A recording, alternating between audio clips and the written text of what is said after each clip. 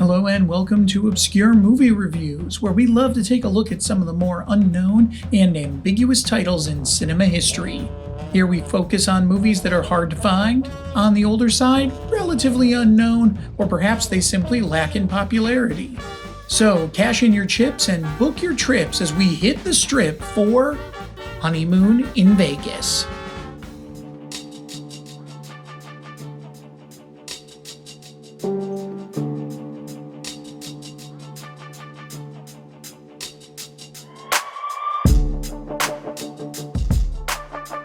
When Jack and Betsy decide it's time to finally tie the knot, they head off to Las Vegas for a classic good time. But when Jack loses $65,000 to the suave but potentially dangerous Tommy Corman, Tommy offers to wipe the slate clean if Jack will allow him to spend the weekend with Betsy. Honeymoon in Vegas is an odd romantic comedy that sort of got lost in the 90s when romantic comedies were a dime a dozen. Let's see how it compares.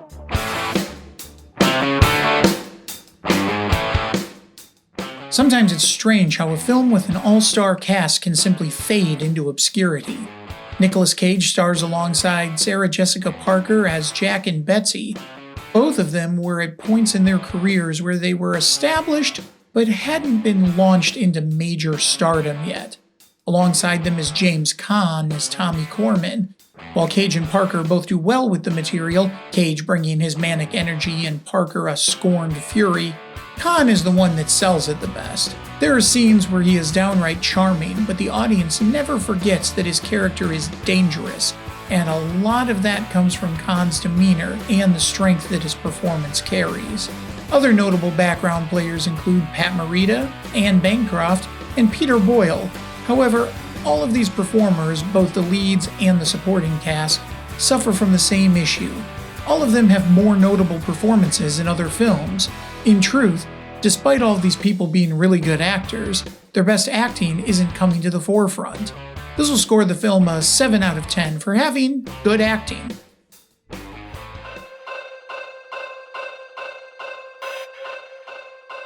The film has a lot of running around, going from point A to point B, and near misses. While most of that is used as part of the narrative, it ends up creating moments that escalate quickly, only to die back down a moment later. This gives it a sporadic feel, with even the climax of the film not gaining momentum so much as wavering momentum back and forth. At an hour and 39 minutes, the film isn't terribly long, but the tempo constantly shifting can make it a little hard to stay engaged in the story from scene to scene. This will award it a 4 out of 10 for having below average pacing.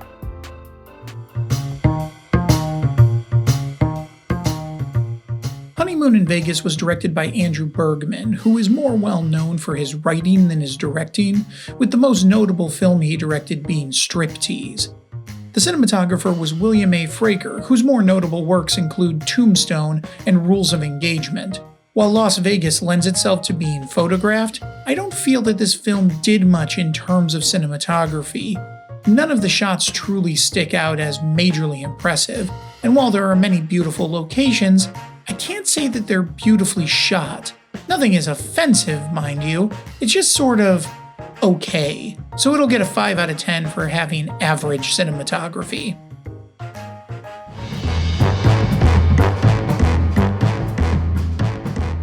The music was arranged by David Newman, who has numerous awesome credits behind him.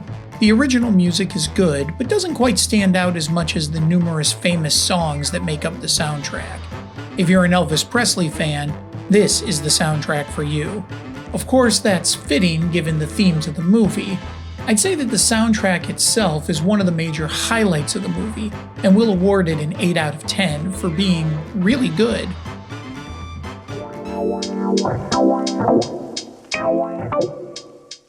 So, the plot is just a little convoluted, but bear with me.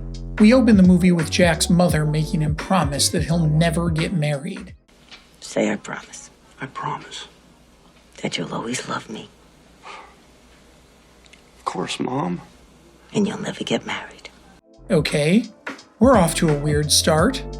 Jack is a private investigator, and we see just how jaded he's become about marriage, because of how many marriages he's seen fall apart. However, his girlfriend, Betsy, clearly needs more commitment out of him because their relationship has hit a rut. On a whim, Jack decides they should run off to Vegas and get married. Let's get married tomorrow. Let's just do it. Get on a plane, go to Vegas and do it. Unfortunately, once they arrive, Jack gets scared and starts making excuses to put the wedding off. But little does he know that Tommy Corman has spotted Betsy, and she is the spitting image of his dead wife. Still with me? Tommy then fixes a poker game to make sure that Jack owes him more money than he could possibly pay him back, then strikes the bargain. Now, I'm willing to, wipe out the 65 bills. You let me spend the weekend with them. We're getting married tonight. No. Not tonight. After the weekend. Tommy will simply wipe the debt away if he can have a weekend with Betsy. This is nuts. You brought me to Las Vegas and you turned me into a whore, Jack! Chaos ensues as the bargain is being fulfilled, but as time goes by, Betsy starts to wonder if Tommy wouldn't be a better husband than Jack.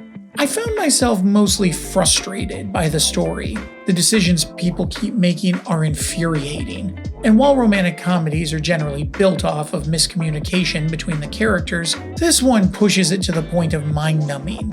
In many ways, the plot is very similar to the film Indecent Proposal that came out a year later, but was a considerably stronger film because it was a drama, which I feel this story actually calls for, as opposed to comedy. It starts strong, but falls flat quickly, so it'll get a 4 out of 10 for having a below-average story.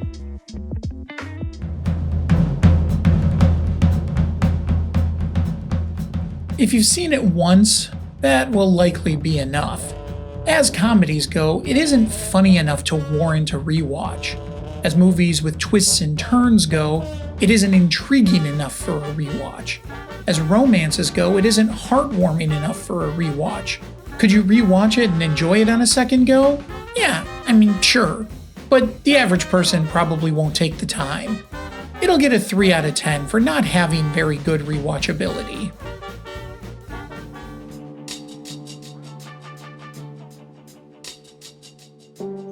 I remember seeing the trailer for this film at the beginning of old VHS tapes as a kid.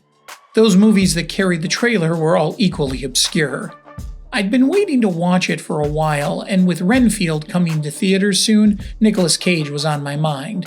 However, there are definitely better films for all of these actors, and I just can't help but personally feel that it's a 4 out of 10.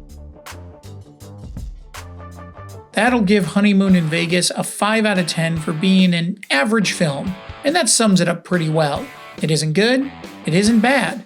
It's just kind of there, which is probably why it fell into obscurity. Thanks everybody for watching. You can check out some of our other material here. We really appreciate you taking the time to watch this. If you have any other obscure movies that you'd really like us to take a look at and write a review on, feel free to mention it in the comments. Of course, feel free to like, share, subscribe, and hit that notification bell so you can get updates on our newest content. It really helps the channel out. Appreciate y'all.